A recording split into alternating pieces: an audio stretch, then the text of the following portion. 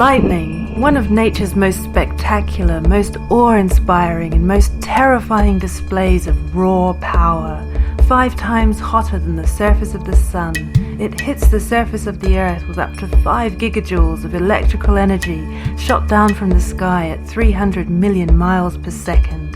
Each flash lasting only 0.2 of a second, it is as explosive as 250 kilograms of TNT. These superhuman, almost supernatural qualities readily translate into human superstition and religious feelings of awe and dread. There's something very old, very primal, and ultimately very understandable in reverential attitudes towards the spectacle of lightning. People have revered it with fearful trepidation for as long as we can trace our stories back. It's worked its way into myth and religion of cultures all around the world, and of course, in the pantheons of Greece and Rome, it's mighty Zeus or Jupiter who wields the thunderbolt, the superlative weapon of the heavens.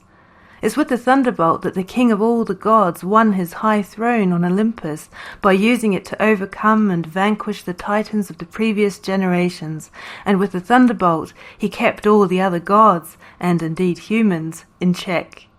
In Rome, the thunderbolt was not only the power of Jupiter, but the power behind Rome itself, the symbol of empire, the military and political basis of Jupiter, upholding its strength and righteousness. Rome, Jupiter, and the thunderbolt are all conceptually bound together tightly in this electrical symbolism of might and force. So synonymous is Jupiter with the thunderbolt in our imaginations and in our vision of ancient Rome that his uncontested control of lightning might seem obvious and an undisputable fact. But let me ask you a question. If you were to compare, from your own experience, which of the two is more spectacular and more powerful, lightning during the day or lightning at night? Presuming you've experienced both, I imagine you probably chose night lightning. The piercing brilliance of all that electrical energy contrasted against the darkness of the night sky puts on the more visible and more spectacular display, and in the mystery and shadows of darkness too, its rumbles, cracks and flashes seem altogether more ominous and more foreboding. So what if I told you that this whole powerful and terrifying nocturnal display was not the domain of Jupiter at all?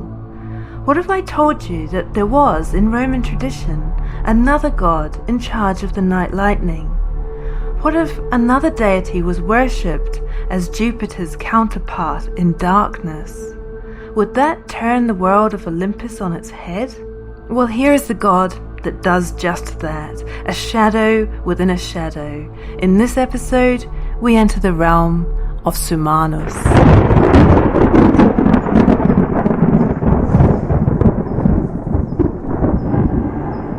In the year 278 BCE, a bolt of lightning struck the temple on the Capitoline. It hit a statue on the roof and blasted its head clean off. That statue was of the god Sumanus.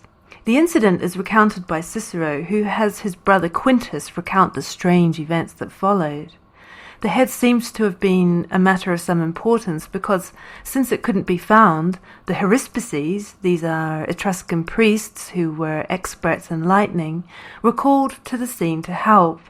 They set to work with their esoteric knowledge and sacred books about lightning, and they announced their prediction that the head was to be found in the Tiber.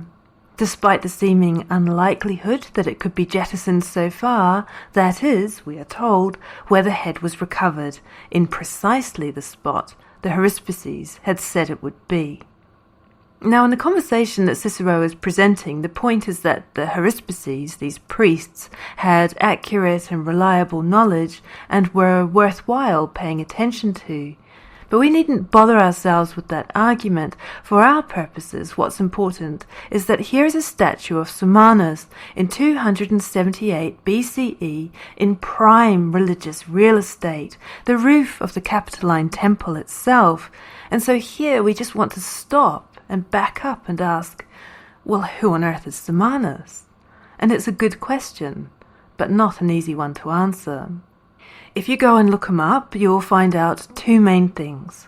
1, that he's an obscure god that nobody knew much about, even in ancient Rome, and 2, that he was the Roman god of night lightning. And before we go ahead and pull all that apart, I need to say something here and explain the discipline and how the practice of classics and ancient history works, in case you aren't so familiar with it, because you might be wondering how something as powerful and conspicuous as a god of night lightning manages to go under the scholarly radar for a very long time.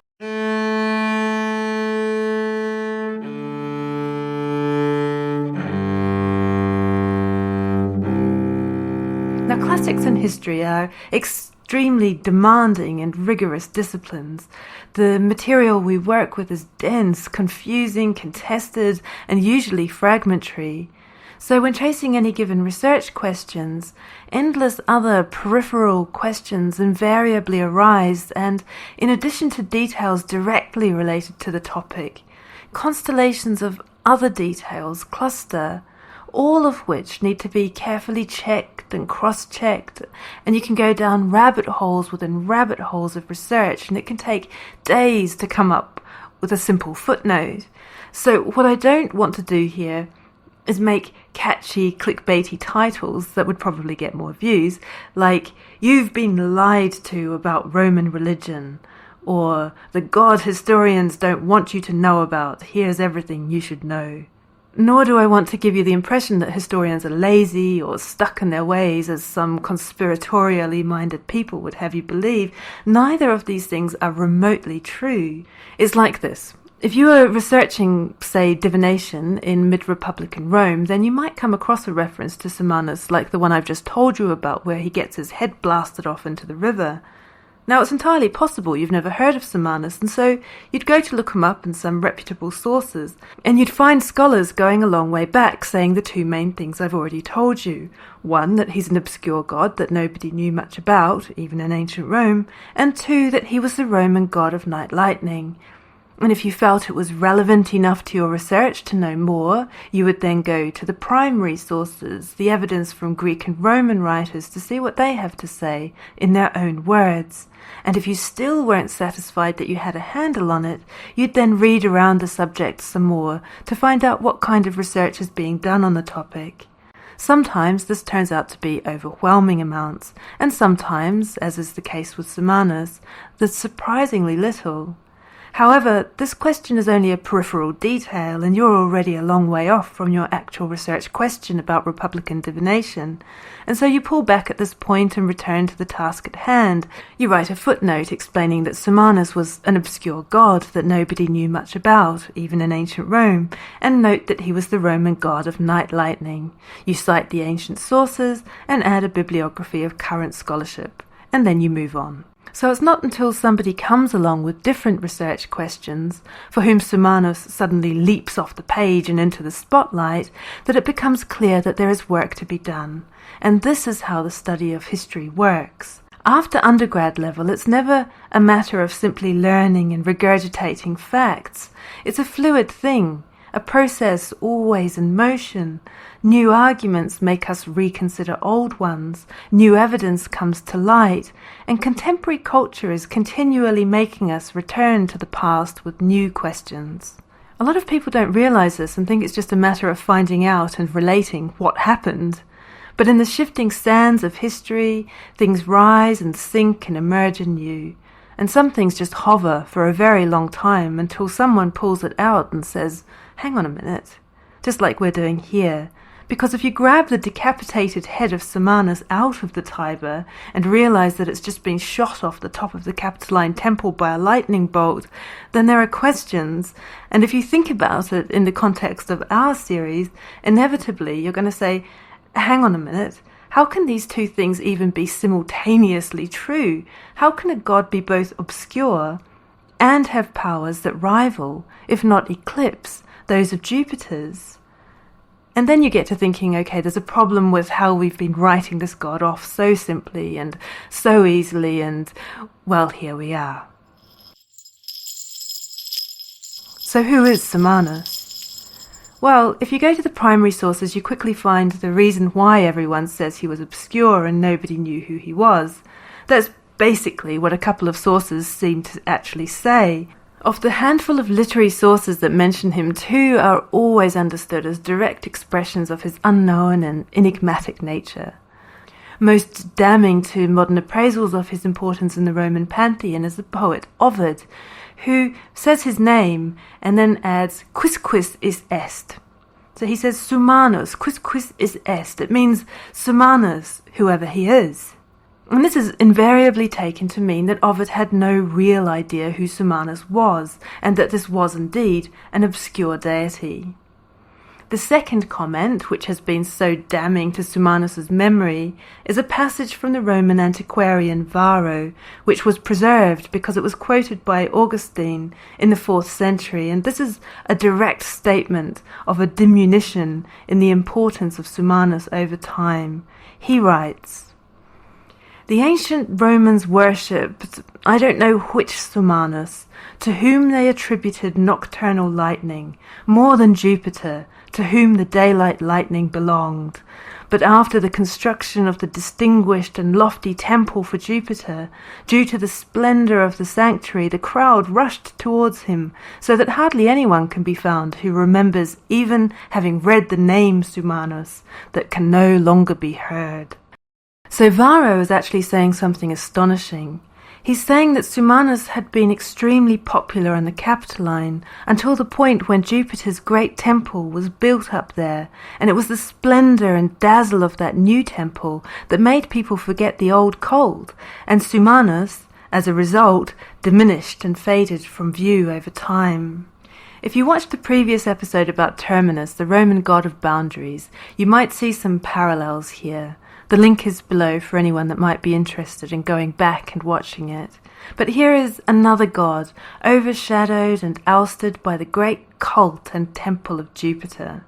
Whereas Terminus, against all odds, held his ground, literally, and refused to move, Sumanus, according to Varro and Augustine, was knocked off his perch, something we'll want to think more about in a moment and return to in relation to that bolt of lightning.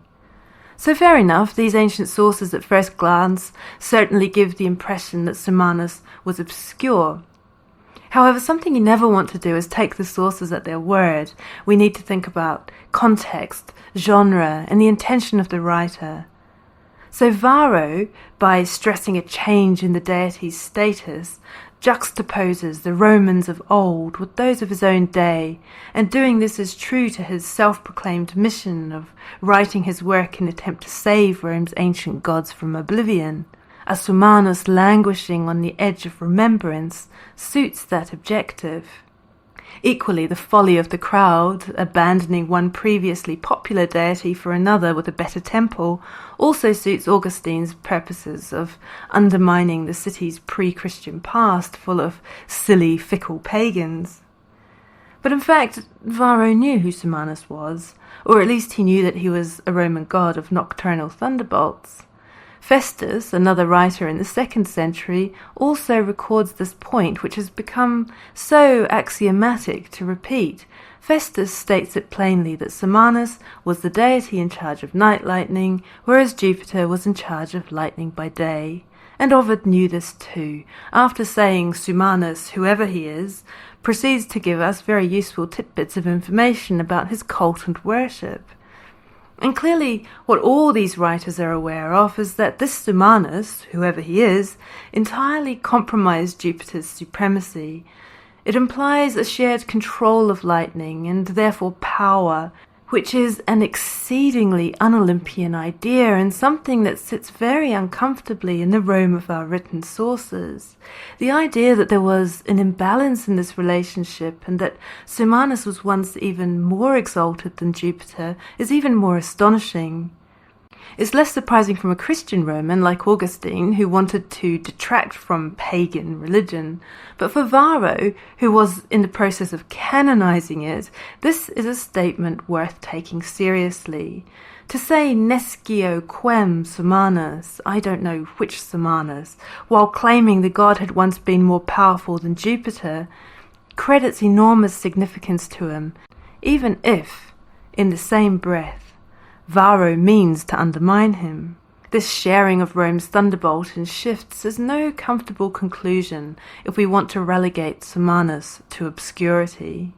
Pliny the Elder's comment on the topic is generally tacked on somewhere here to underscore the day and night dichotomy. Pliny was talking about the various thunderbolt-wielding gods of the Etruscan pantheon when he suddenly comments that 2 of these gods have been adopted and retained in Rome.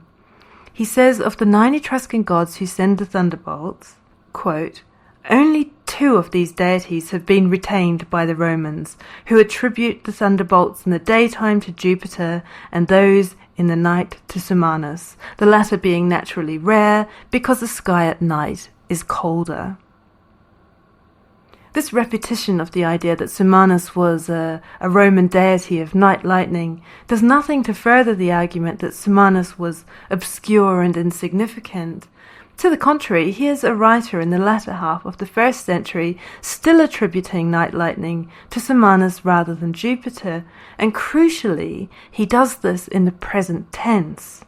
So there's nothing to suggest Pliny is referring to a bygone belief. Moreover, he's referring specifically to a Roman belief. So the largely overlooked point Pliny is making is that this is a deity that became, and remained to his day, part of the Roman pantheon, one who shared the thunderbolt with Jupiter, no less. This must have been an unproblematic statement for a contemporary audience, which makes it problematic to the idea that nobody remembered who Cumanus was. We might nonetheless sense in Pliny a desire to downplay the presence of a nocturnal Cumanus. Pliny too seems to subordinate his relative importance to Jupiter, but not through chronology like Varro and the Romans of old, but through meteorology. His comment that night lightning is naturally rare seems intended to slant the balance of power in Jupiter's favour. The insinuation would be that Jupiter is the more active, and therefore the more important deity.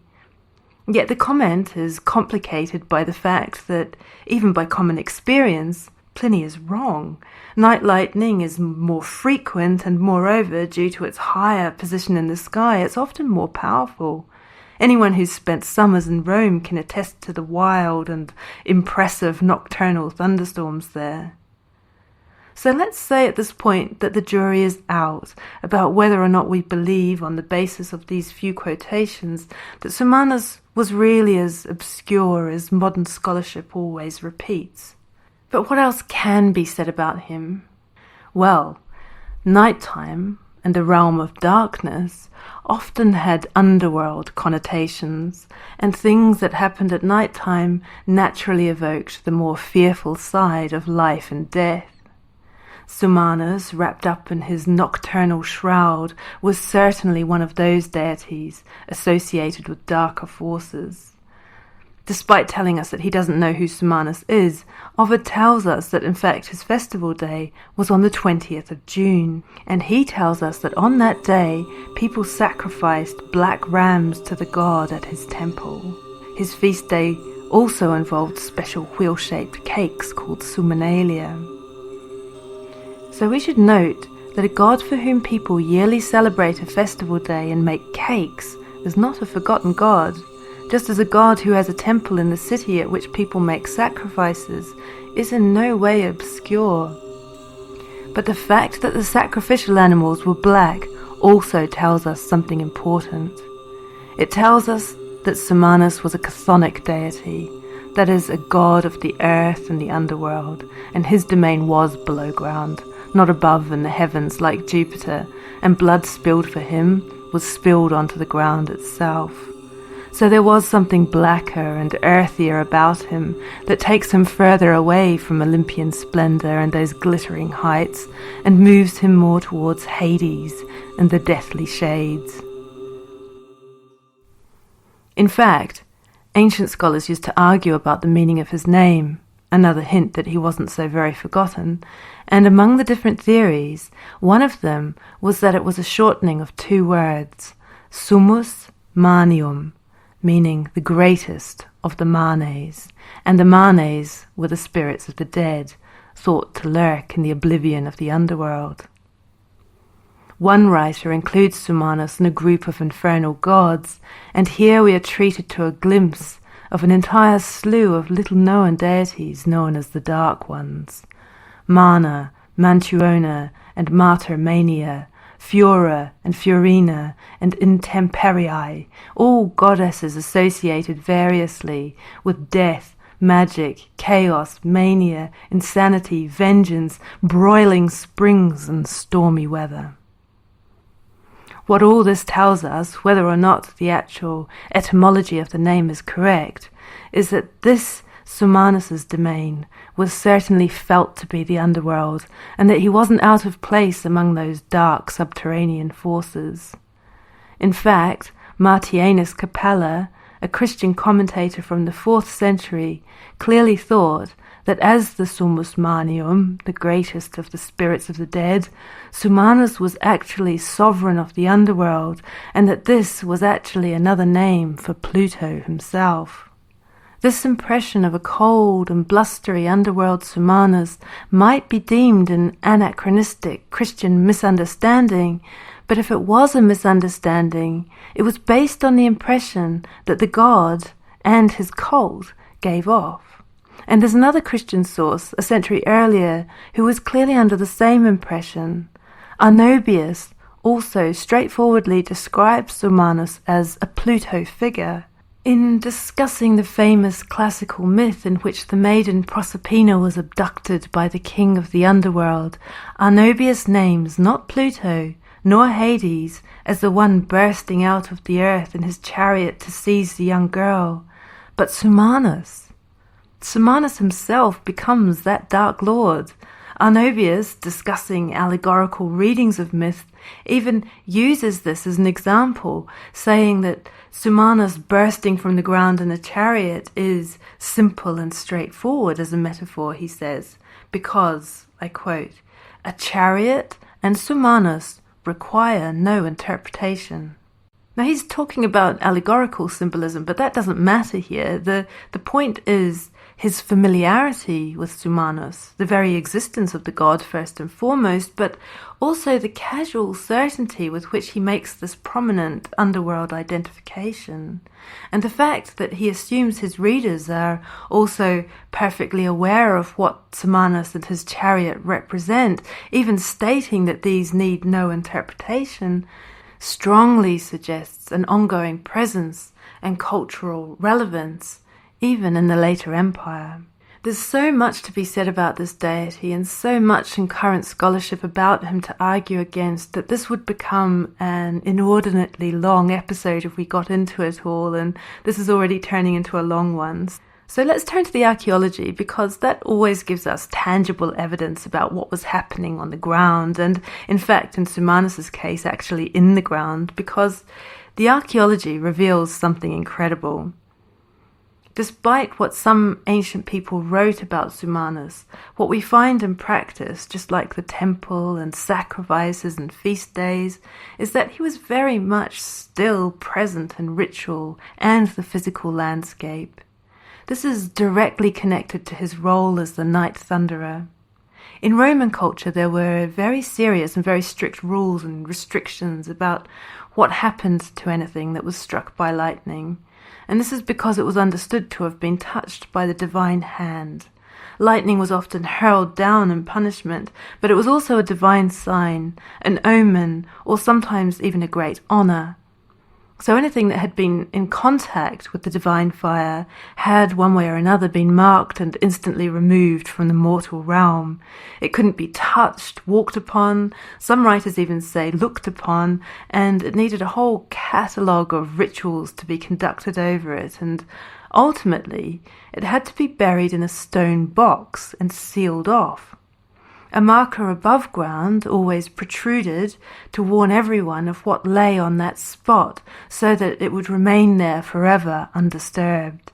And the marker was always brief, formulaic, and usually consisted of 3 words, often abbreviated. Many of these have been discovered. Sometimes the inscription simply reads fulgur, meaning lightning. Sometimes it reads fulgur conditum, which may be abbreviated to FC, meaning buried lightning. and often it comprises 3 words, often reduced to 3 letters, which are in varying combinations FCD or FCS. And these are the inscriptions that are exciting, because the additional information supplied by the 3rd word in the inscription gives the name of the deity held responsible for sending the lightning bolt. FCD is some form of fulgur conditum divum and is somewhat ambivalent about the divine source of the lightning as lightning from the divum, the god, we assume Jupiter. But FCS is fulgur conditum sumanium and is explicit about the deity involved. The S is Sumanus. These inscriptions are often hard to date, but they're generally from the 1st centuries BCE and CE, meaning, in other words, that they come from exactly the same period of time as those sources that seemingly claim they have no idea who he is. At which point it seems hard to keep insisting that the claim could possibly have been true. This is evidence of real historical lightning strikes attributed to Sumanus by the people affected. Why this attribution was made is not knowable, but a reasonable guess would be that the lightning strike had occurred at night. Now these inscriptions can be found in Rome and further afield, but here's one I spotted in Rome's Capitoline Museum, which is quite pleasing because that grand museum sits on the spot where Jupiter's grand temple once stood. So here Sumanus has found his way back after all this time. Once his head was blasted off of the temple here, a new temple was dedicated to him at the foot of the Aventine Hill. Some scholars argue that this was a demotion, and the new temple was actually intended to remove the cult of Sumanus from the Capitoline. Others argue that this is what is called a hypostasis, which is the splintering of a new cult from an old one. In that case, the lightning bolt would actually have created the cult of Sumanus. Others still argue on the basis of one solitary source that Sumanus didn't actually exist at all, but was simply an epithet of Jupiter. That's just a name tagged onto Jupiter, focusing on a particular aspect of him, like Jupiter the Stayer, or Jupiter the Invincible, or indeed Jupiter Optimus Maximus. So all of these arguments are problematic, and we needn't get bogged down in the details. What's important is that not long after the strike on the Capitoline Temple, a gilt statue of Jupiter in his chariot was placed on the temple roof and the highest point in Rome, something that would attract lightning bolts, we might add. But this is the iconic vision we have of the Capitoline now, and no small commentary on who was supposed to be at the uncontested heights of the Pantheon. Meanwhile, however, the Aventine was no backwater. The new temple was right beside the Circus Maximus, near the gates where the horses burst forth, and I wonder if the image of Sumanus bursting out of the earth as Pluto on his chariot doesn't have a lot of resonance here, just like those wheel-shaped cakes that were eaten on his festival day. In any case, the races were the favourite Roman pastime, and this location put Sumanus in a very visible and popular part of the everyday cityscape, and definitely not out of sight or out of mind. So why would those celebrated authors even say that they didn't know who Sumanus was? Perhaps we should rethink what they were doing altogether. Sumanus's nocturnal association with lightning seems naturally to have evoked darkness, danger, and death, and this may have provoked a wariness or even aversion to this god. So there are a couple of things I think might be going on here. First, it may be that Sumanus was an uncomfortable inclusion in what became Roman religion. Maybe he seemed rustic or too associated with the lower classes. His proximity to the circus could have added to that. Or maybe there was just something unfashionable about him. There may have been cult practices associated with this god that certain elites wanted to disassociate themselves with, at least publicly.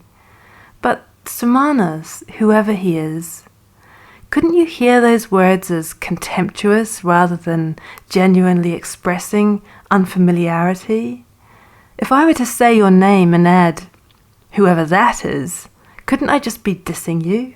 Similarly, saying, I don't know what Sumanus, easily sounds belittling rather than actually confused. At any rate, there was clearly something that made these writers reluctant to acknowledge his name, and I think there may be something more to that. So this second point is complete speculation, but it is well informed at least. We do know how utterly punctilious Romans could be in their interactions with their gods, and we also know how extremely superstitious they were, especially when it came to lightning and the evil eye. They went to great lengths to ward it off, and there were so many habitual ticks to make sure they didn't draw the angry eye of the gods and ruin and damnation upon their own heads. Couldn't it be that these phrases, whoever he is and I don't know who, disavowed people of any knowledge of this dark and ominous deity whenever they mentioned his name? In other words, couldn't this be a kind of stock phrase used to avert danger?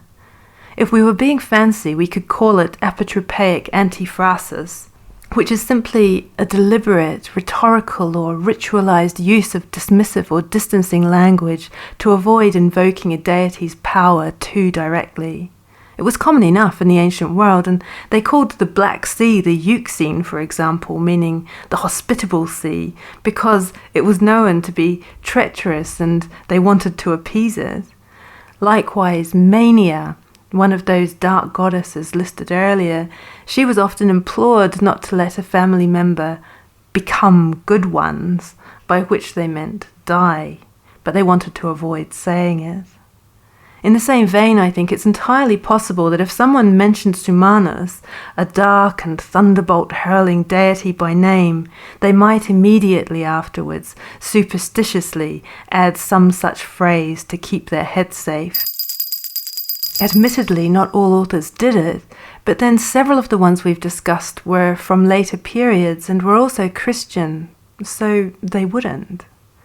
In any case, in the royally substrata of what Roman religion became, or at least how it came to present itself, Sumanus' very presence hints at paths not taken, religious possibilities that diverge from the familiar Jupiter-centric narrative.